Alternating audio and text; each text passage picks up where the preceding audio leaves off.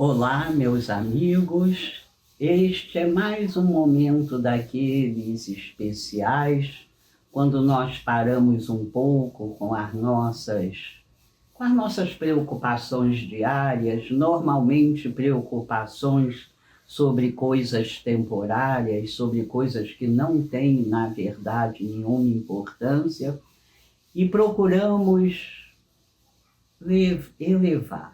elevar o nosso pensamento, o nosso ânimo, especialmente lembrando que somos esses filhos, sempre, sempre amados de Deus. Estou recorrendo aqui ao Evangelho segundo o Espiritismo, o nosso terceiro livro, que é um tesouro. A cada capítulo, a cada item, nós temos questões que nos ajudam a refletir um pouco mais e a nos consolar. Como é importante o Consolador prometido por Jesus. Nós sabemos que naquele momento em que nós chamamos de a última ceia, Jesus, vendo aqueles homens preocupados, ansiosos, lhes prometeu, no devido tempo, o Consolador. Passaram-se 1850 e poucos anos e veio até nós, pela bondade divina, a doutrina espírita, que nos consola, que nos faz caminhar, nos faz perseverar no que realmente importa na nossa melhora espiritual. Hoje eu estou aqui especialmente atenta ao capítulo 24 dessa obra divina, cujo título é Não coloqueis a candeia debaixo do alqueire. Não coloqueis nada para abafar a luz divina. Tirai de ti qualquer coisa que empane a tua luz. Todos nós, quando fomos criados por Deus, como seus filhos amados, recebemos a luz dentro de nós. Com o tempo, com as nossas encarnações, com as nossas más escolhas, essa luz foi sendo abafada. É como uma lâmpada que nós podemos colocar na varanda de casa e que, se não limpa, vai aos poucos, pelo vento, pela poeira, se embaçando. É preciso, então, que de tempos em tempos peguemos uma escada para passar um pano úmido e retirar aquilo que diminuía a sua luz. Assim também nós, ao ser criados, tínhamos luz.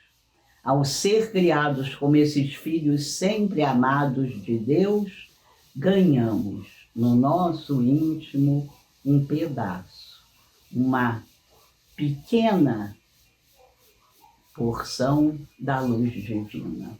Quis Deus, nosso Pai imensamente sábio, justo e bom, que no decorrer das vidas sucessivas fôssemos alimentando essa luz. Acontece que muitas vezes, por nossas decisões equivocadas, ao invés de aumentarmos essa luz, trouxemos aquela poeira que acaba com a luminosidade da lâmpada. Vem o Consolador prometido para nos ajudar a passar o paninho da solidariedade, da caridade, da fraternidade, para que nossa luz possa ser de novo vista e, depois de um certo tempo, possa começar a crescer. Jesus, na sua bondade imensa, na sua vontade de nos fazer crescer, fez, entre outras coisas, deixou, entre outras coisas, as parábolas. São pequenas histórias que tocam o nosso coração e que pelo menos algumas partes delas ficam na nossa memória. Bom lembrar que as parábolas são em número muito maior do que costumamos conhecer. As parábolas são por volta de 40 e nós costumamos conhecer 8, 9.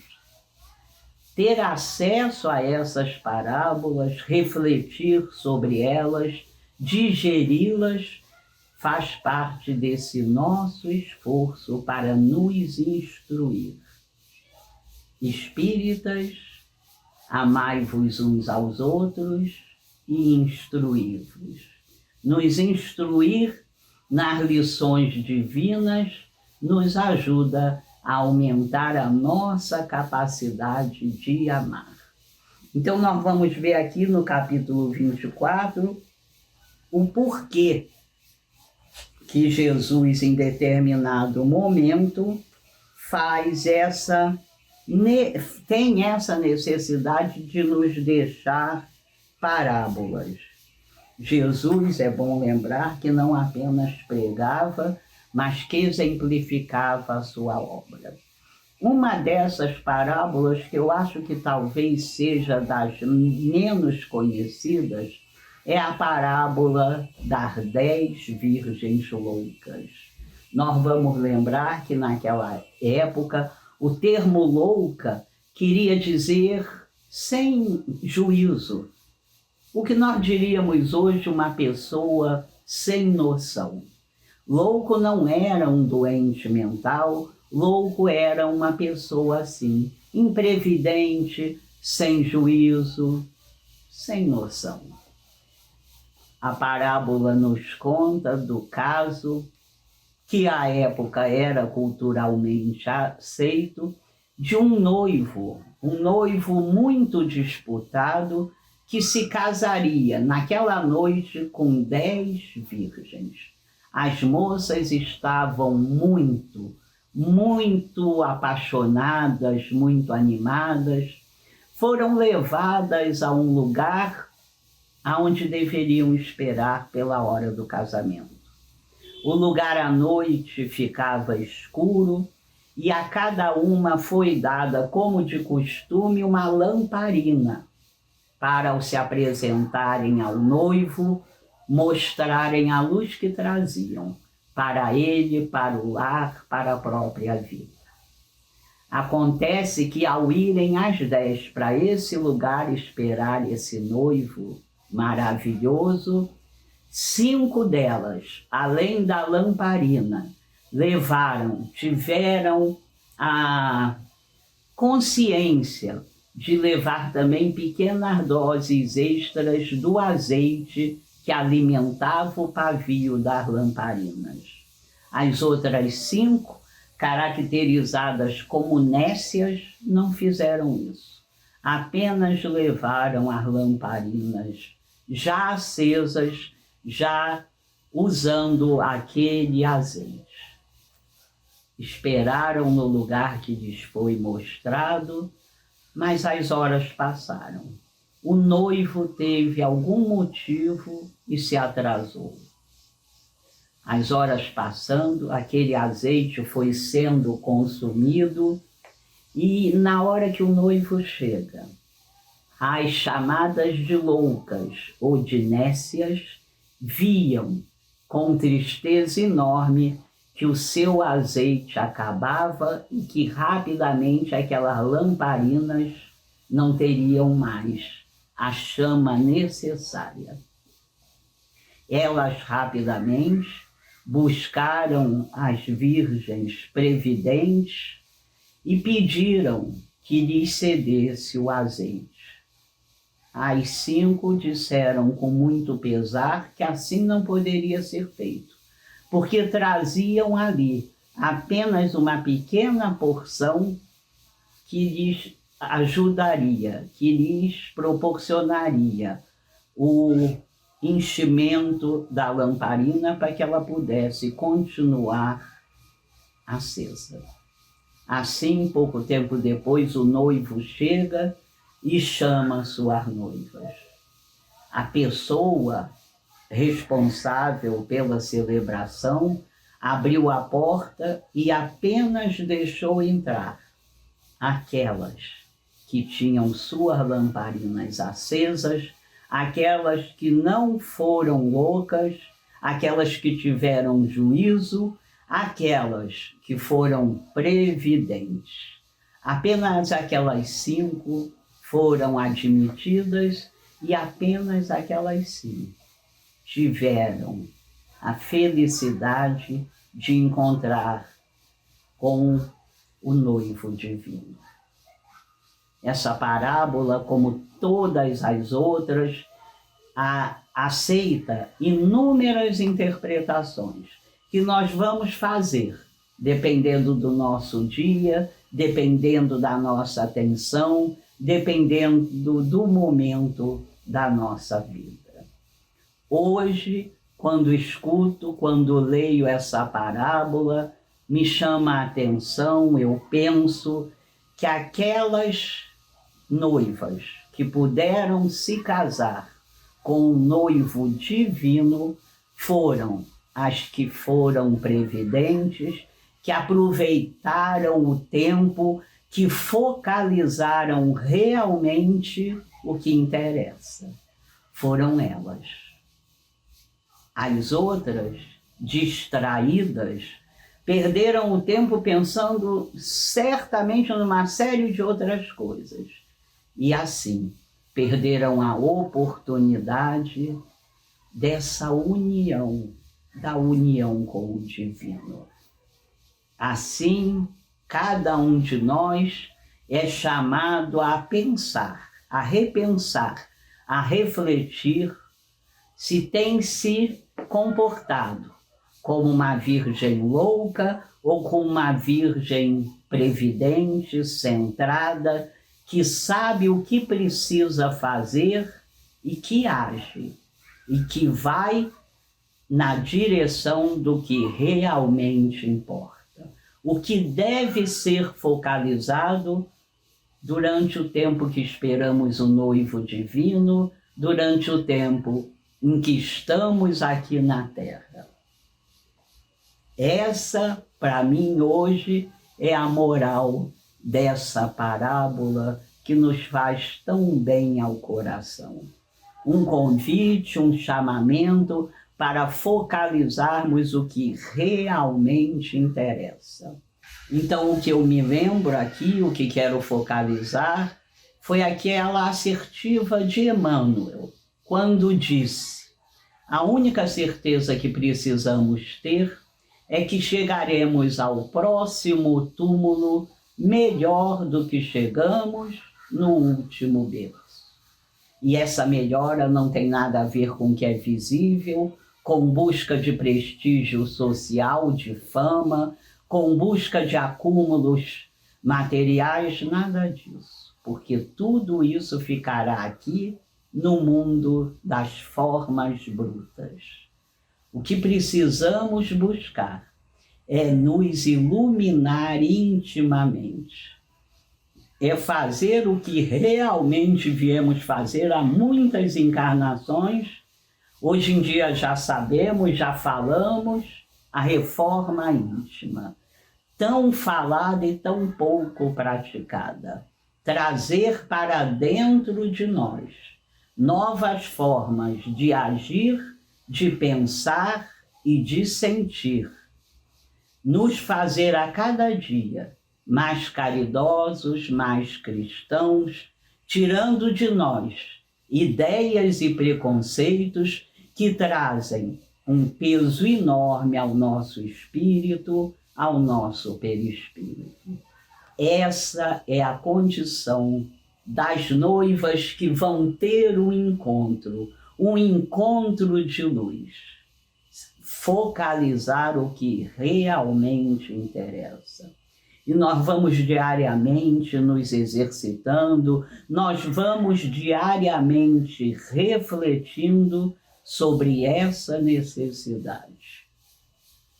Quando vamos mexer numa gaveta nossa de papéis aquela gaveta que a gente tem em casa e que vai colocando uma série de papéis e os vai esquecendo. O dia que resolvemos mexer nessa gaveta, normalmente ao abri-la encontramos muito mais papéis do que imaginávamos. Nossa tarefa, fazer a seleção. Aqueles papéis que já não têm a menor validade, aqueles papéis que já não têm a menor importância, nós pegamos um saco de lixo e jogamos fora. Deixamos ali naquela gaveta apenas os papéis úteis, os que vão nos trazer alguma facilidade. Assim também devemos fazer com as ideias que estão no nosso íntimo. Será que ainda cultivamos as mesmas ideias de 30 anos atrás? Muitas vezes essas ideias que tínhamos há 30 anos atrás são as mesmas ideias que tínhamos em encarnações anteriores. Encarnações anteriores em que corações mais endurecidos que éramos, cultivávamos ideias sem nenhuma caridade. É essa a tarefa. Examinar essas nossas ideias que já não nos servem mais. Essas ideias que têm como consequências pensamentos, sentimentos e ações que nos levam para longe das leis divinas, dessa forma, nos afastam da verdadeira felicidade. É preciso agir. Diante de toda essa consolação da bendita doutrina espírita, diante de todo esse conhecimento que nos libera das maiores angústias e ansiedades, é necessário que apresentemos as consequências. É necessário começar a nossa criação, a nossa construção como verdadeiros cristãos. Saber hoje em dia com toda certeza que não estou certa todo o tempo. Saber com toda certeza que não são apenas as minhas ideias, os meus conceitos, os únicos certos.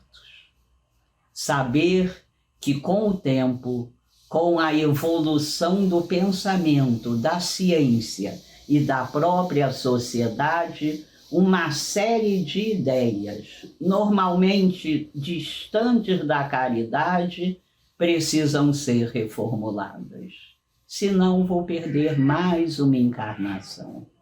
Chico Xavier, em determinada entrevista, foi perguntado do que mais os espíritos se queixavam. Nós vamos lembrar que Chico Xavier psicografou mais ou menos 2.000 espíritos das mais diversas condições socioculturais. E ele, sem dúvida alguma, disse que a reclamação mais comum era o tempo perdido.